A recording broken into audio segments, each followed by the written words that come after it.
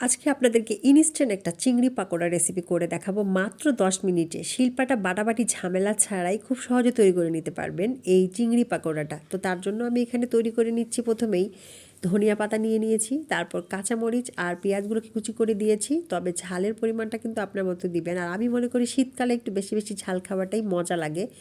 দিয়ে দিলাম রসুন আর আদার পেস্ট, দিয়ে দিলাম শুকনা মরিচের গুঁড়া, তারপর আমি এখানে অ্যাড করে দিব হলুদের গুঁড়া, দিয়ে দেবো স্বাদ মতো নুন, দিয়ে দেবো তারপর আমি ধনিয়া ও জিরাটাকে আমি বাসায় টেলে একটা গুঁড়া করে নিয়েছিলাম, সেই গুঁড়াটাই আমি এখানে অ্যাড করে দিলাম। তবে আপনারা চাইলে কিন্তু বাহিরের কেনাটাও দিতে পারেন, আর বাড়ির তৈরি করে নিলে আমার কাছে এটা বেস্ট মনে হয়। দিয়ে সবগুলো উপকরণকে আমি খুব ভালোভাবে মিশিয়ে নিব। এখানে কোনো পানি দিব না, জাস্ট এটাকে চেপে চেপে মিশিয়ে নিতে হবে যেন পেঁয়াজ, কাঁচামরিচ আর ধনিয়া পাতাটা খুব ভালোভাবে মিক্সচার হয়ে যায়।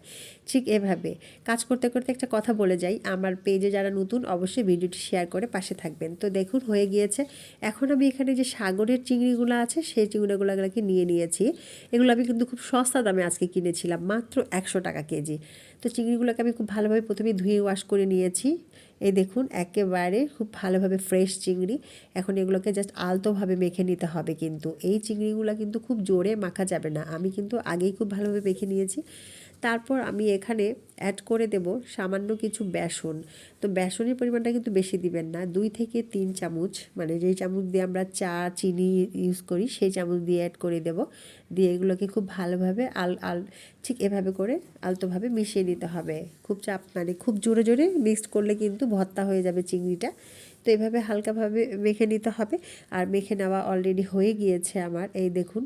তো যারা যারা নতুন ইউটিউব থেকেও দেখছেন অবশ্যই আমার ইউটিউব চ্যানেলটাও সাবস্ক্রাইব করে পাশে থাকবেন, আর নতুনদেরকে একটু সবাই সাপোর্ট দেবেন। তো এখন আমি এটাকে ভেজে নেব। ভেজে নেওয়ার জন্য অবশ্যই চুলায় আমি তেল দিয়ে দিয়েছি, আর তেলগুলো যখন গরম হবে তখন এভাবে, তবে এটাকে কিন্তু গোল গোল আর হাত দিয়ে চাপে চাপে দিবেন না, একটু ছেড়ে ছেড়ে দেওয়ার চেষ্টা করবেন যেন জিনিসটা মানে ভর্তা না হয়ে যায়, তার এই জিনিসটা মুচমুচা হবে না, খেতেও ভালো লাগবে না। তো এগুলোকে এখন আমি জাস্ট ভেজে নেব, আর কিছুই না। ভেজে নিতে নিতে একটা কথা বলি, যারা একেবারে নতুন তারা ধৈর্য ধরে অবশ্যই কাজ করেন, সফলতা আসবে।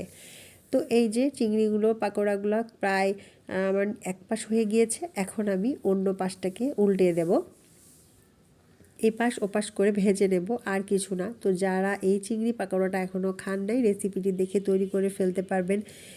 একেবারে ইনস্ট্যান্ট, কোনো ঝামেলা নাই। বিকালের নাস্তায় সাথে একটু মুড়ি হলেও খেতে কিন্তু অসাধারণ লাগে। তো রেসিপিটি কেমন লাগলো অবশ্যই জানাবেন, আর পাশে থাকবেন। আবারও নতুন নতুন ভিডিও নিয়ে হাজির হয়ে যাব। ততদিনে সবাই ভালো থাকেন। আল্লাহ হাফিজ। এই প্রত্যাশায় আমি শিউলি বিদায় নিলাম। আর অবশ্যই কিন্তু একটা লাইক দিবেন, কমেন্ট দিবেন, আর ভিডিওটা শেয়ার করে পাশে থাকবেন।